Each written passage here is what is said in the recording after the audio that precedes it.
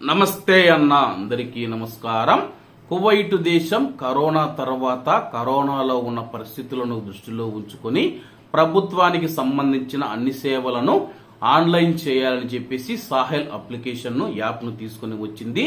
ఇందులో భాగంగానే కువైట్ లోని ప్రభుత్వ రంగానికి సంబంధించిన అన్ని సేవలు ఆ యొక్క సాహెల్ యాప్ ద్వారా అందిస్తూ ఉంది. తాజాగా కువైట్ లోని ఇళ్లల్లో పనిచేసే డ్రైవర్ అన్నలు ఎవరైతే ఉన్నారో వాళ్ల కోసం కొత్త సేవను ప్రారంభించినట్లు మినిస్ట్రీ ఆఫ్ ఇంటీరియర్ ప్రకటించింది. వివరాలేకి వెళితే కువైట్ లోని ఇళ్లలో డ్రైవర్లుగా పనిచేస్తూ ఉన్నవారు సాహెల్ యాప్ ద్వారా డ్రైవింగ్ లైసెన్స్ సేవలు పొందవచ్చని చెప్పి మినిస్ట్రీ ఆఫ్ ఇంటీరియర్ ప్రకటించింది.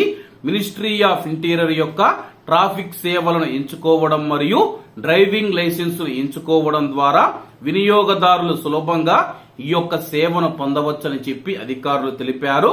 అలాగే ఈ యొక్క సేవ యజమాని మరియు ఇళ్లల్లో పనిచేసే డ్రైవర్ల కోసం ప్రక్రియను సులభతరం చేస్తూ ఉందని చెప్పి డ్రైవింగ్ లైసెన్స్ అప్లికేషన్లు మరియు డ్రైవింగ్ లైసెన్స్ ను రెన్యువల్ చేసుకోవడానికి ఈ యొక్క ప్రక్రియ అనుకూలమైన మార్గమని చెప్పేసి అధికారులు తెలిపారు. కువైట్ లో ఉన్న డ్రైవర్లు ఎవరైతే ఉన్నారో మీరు డ్రైవింగ్ అప్లికేషన్ పెట్టుకోవాలన్నా డ్రైవింగ్ లైసెన్స్ అప్లై చేసుకోవాలన్నా సరే సంబంధిత కార్యాలయానికి వెళ్లవలసి ఉంటుంది.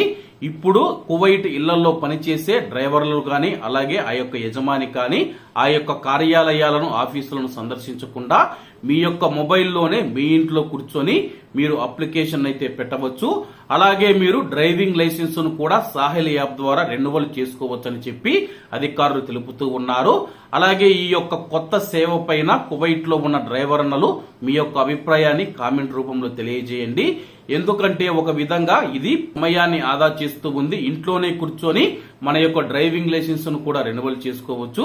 కాబట్టి అందరూ బాగుండాలి, అందులో మనం ఉండాలి. అందరికీ నమస్తే అన్న, జై హింద్.